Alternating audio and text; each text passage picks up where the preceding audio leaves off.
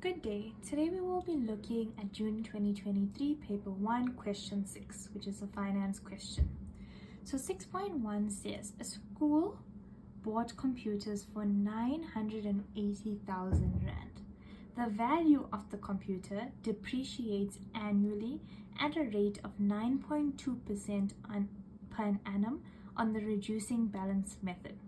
Calculate the book value of the computers after 7 years. So we're working with depreciation.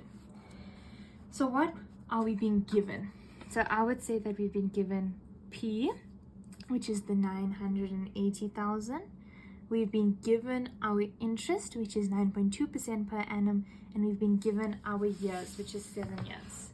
So my P is 980,000. My interest is 9.2% per annum, and my N is 7 years. And the depreciation formula is A is equal, and it's the reducing balance method, which is what they specifically asked for, 1 minus I, and it's to the power of N. So we're finding the value, the book value after 7 years. So we just have to substitute 980,000, 1 minus 9.2% to the power of 7. Another way of writing 9.2 is 9.2 over 100. Okay, let's use our calculator. 980,000 bracket 1 minus 9.2 over 100 to the power of 7. Okay, and we have a very long answer, so our answer is 498,685.82 cents. Okay, let's take a look at question 2. Question 2 says, Sipokazi invests 13,500 for a certain number of years. She earns interest at a rate of 8.2% per annum, compounded annually. The final value of the investment is worth 20,020,28. For how many years was this money invested? So they are wanting us to calculate the number of years. So first, you always write down what you're being given.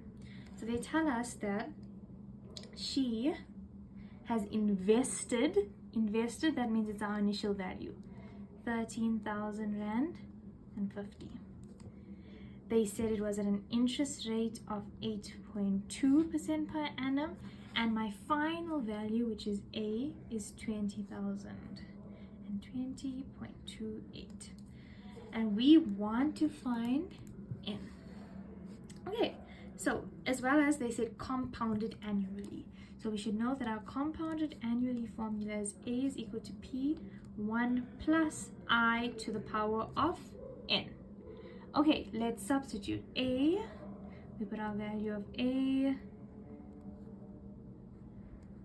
our value of P, 1 plus 8.2 to the power of N. So the very first thing that I would say, you want to isolate your unknown term alone. So we're going to divide both sides by 13,500.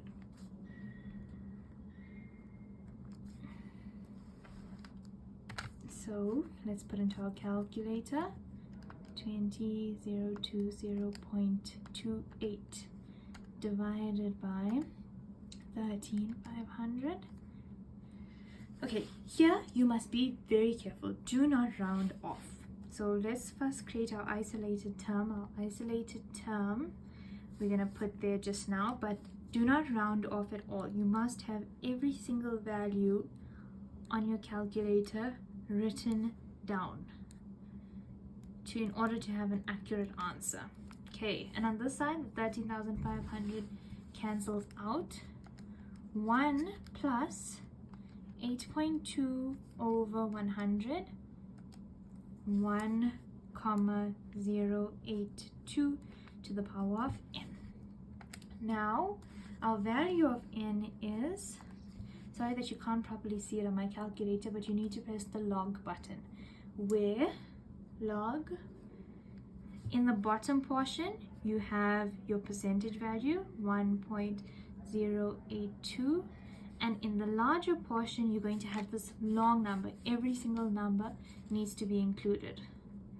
1.482983704. Okay, let me put that in. 1.082, 1.482983704, and my number of years is 5 years. Okay, we're now going to look at our next question, which is 6.3. Okay, 6.3 says, on the 1st of January 2017, Nelson deposited $3,500 into a savings account. On the 1st of January 2020, he deposited another $5,700 into the same account. The interest rate for the first 2 years, starting from the 1st of January 2017, is 7% per annum, compounded quarterly. And the interest rate for the last 3 years is 8% per annum, compounded monthly. Calculate the amount in the savings account after 5 years. Okay, so what I want us to do before we do anything is to write out all the information that we were given. Okay, so January 2017, he deposited $3,500. Okay, we have 2018, 2019, 2020. He deposited $5,700. Okay, this $3,500, what do we know about it? It says that the interest rate for the first 2 years, so 2017, 2018, was compounded at 7% quarterly. So quarterly we know is divide by 4, as well as if it's for 2 years, that is going to be the first year. The first year is going to have 4, and the second year will have another 4, so in total it's 8 quarters in total of our that is being compounded, because the first year we have 4 quarters, the second year has another 4 quarters, therefore the total is 8. That is our value of n. Here's our value of I.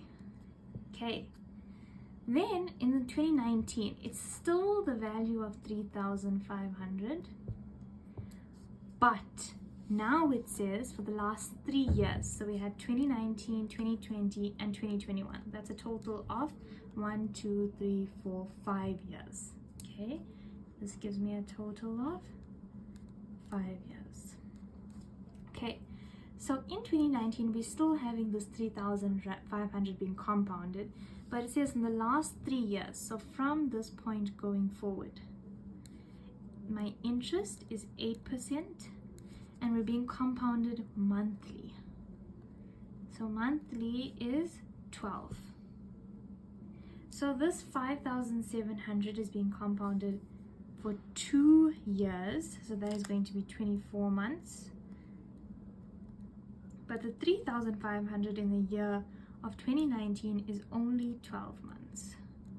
So we have a lot of information that we have here, so we're going to go through it once again. Okay, so let's see what he says once again. January 2017, he deposited 3,500. 2018 was the next year, 2019, but in 2020 he put in an additional 5,700. Okay, the next thing that they tell us was that for the first 2 years, 2017, 2018, let's use a highlighter, 2017 and 2018, the interest rate is 7%. It was compounded quarterly. Quarterly means within 3 months. But there's that 3 months, because a year is a total of 12, 3 months occurs 4 times in a year. Okay? So the first year had 4 quarters, the second year had 4 quarters, a total of 8 quarters. Then we still have 2019, but from this third year, it has an interest rate of 8% per annum and is being compounded monthly. So within 2019, I still only have 3,500. So that 3,500 will now have an interest rate of 8% and will be compounded for 12 months. But then in 2020, he adds 5,700. So everything up until this point gets added with 5,700, and all that total amount of money gets compounded for 24 months because there's 2 years left and an interest rate of 8% per annum. Okay, now we're going to break that down step by step. So according to what we just said,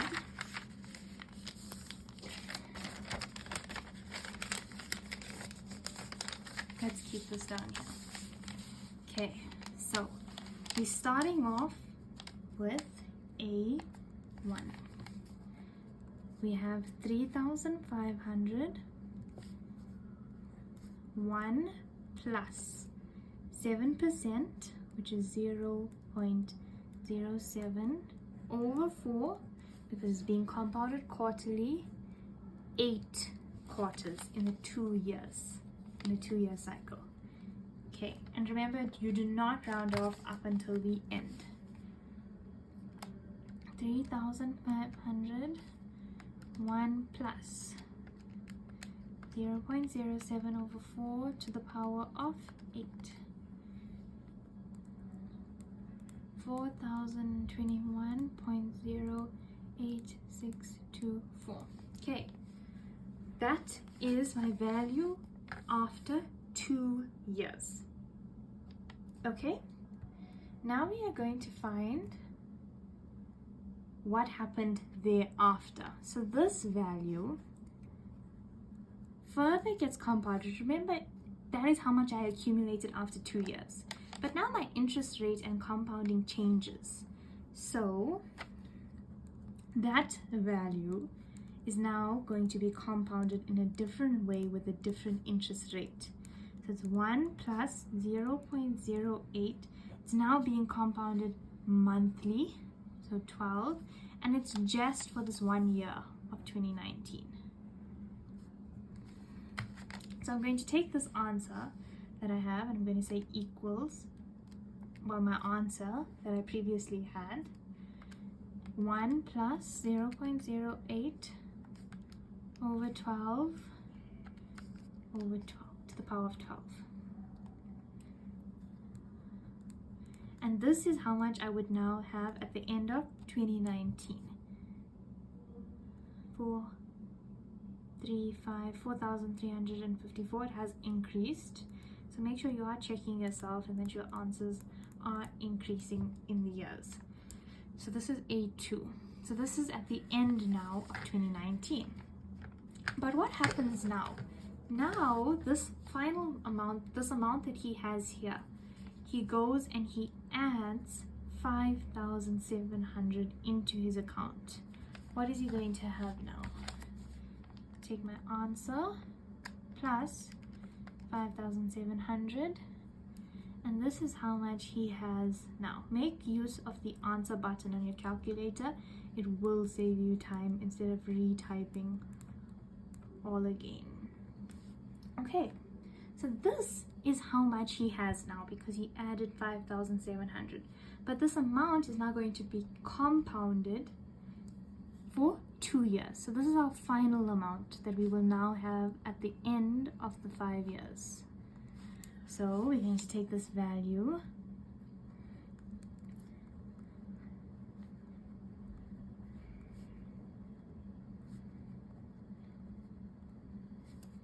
it's being compounded for 24 months at that interest rate of 0 at 8 monthly, so over 12, 24 months. Answer 1 plus 0.08 over 12 to the power of 12. I don't think it accurately used my correct answer from before, so let me just double check by typing it in again. 10054.83442, 1 plus 0.08, 12 to the power of, oh, not 12, 24. There we go. That is a larger amount. 11,793, and now you can round off to 2 decimal places because this is my final answer. So that is our final answer. We split it up and we strategically work through the years. If you understand this and it's fairly simple to you, there is a quicker method that can be used, and that involves everything in one step.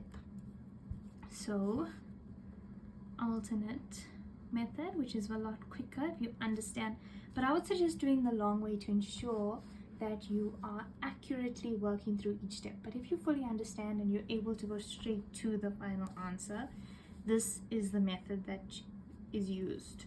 So you take your initial amount of 3,500, it's being compounded twice. First, for the first 8, it's quarterly compounded with an interest rate of 0.07 quarterly for 8 quarters. Then that final amount gets compounded at an interest rate of 0.08 monthly for just 1 month. Plus, then the 5,700 is added at an interest rate of 0.08 monthly, 24 months. And let's see if we get the same answer.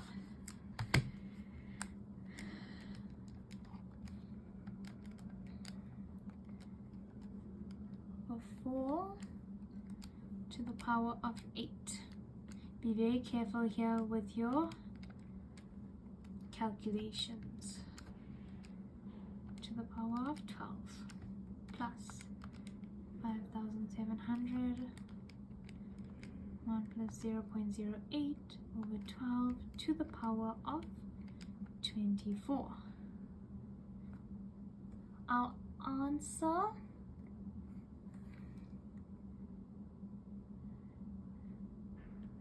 I'm just double checking if I have everything correct.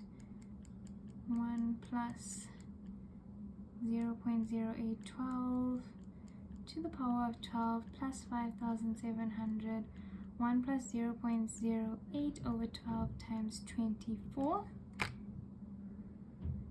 The answer is slightly different, but this will be accounted for because there's no errors in the calculation. Okay, so 11,0.29563. Thank you so much, and if you have any questions, please do let me know.